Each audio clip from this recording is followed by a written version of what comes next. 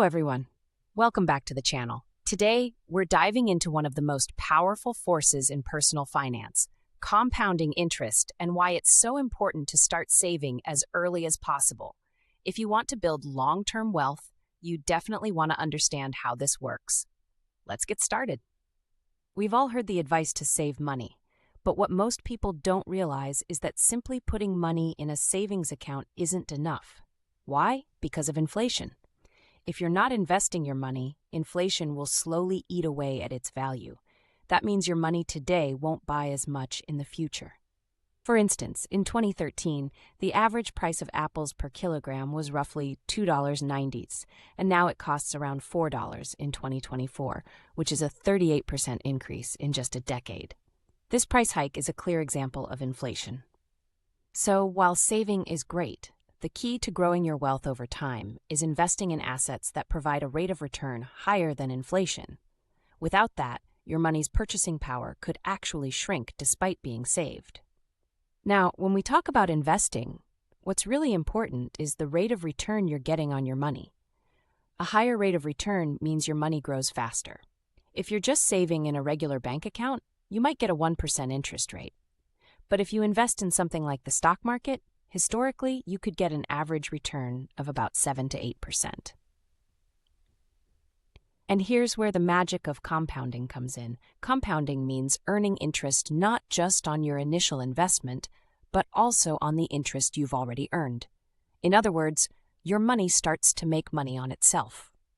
The formula to calculate future value is future value equals initial investment times 1 plus rate of return to the power of number of years. But let's walk through a practical example. Meet Sarah, who saves $10,000 each year in a regular savings account with no interest.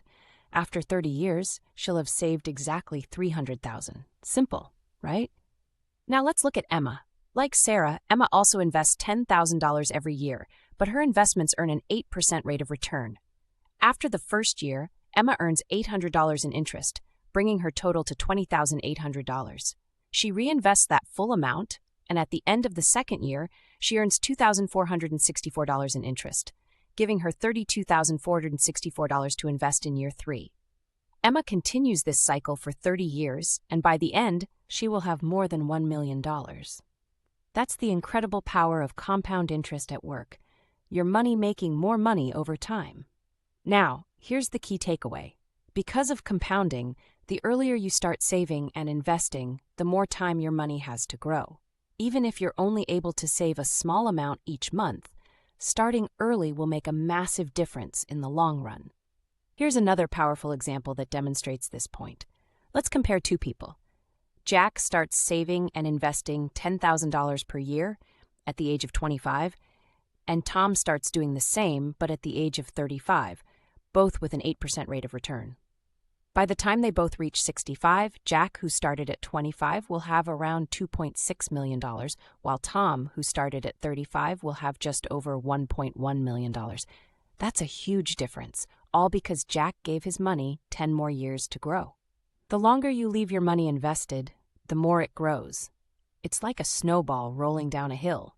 It starts small, but gets bigger and bigger the further it goes. So the lesson here is simple. Start saving and investing as early as you can. The power of compounding interest can dramatically increase your wealth over time. But the key ingredient is time. The earlier you start, the bigger your financial snowball will become. Thank you for watching, and if you found this video helpful, make sure to hit that like button and subscribe for more personal finance tips. See you in the next video.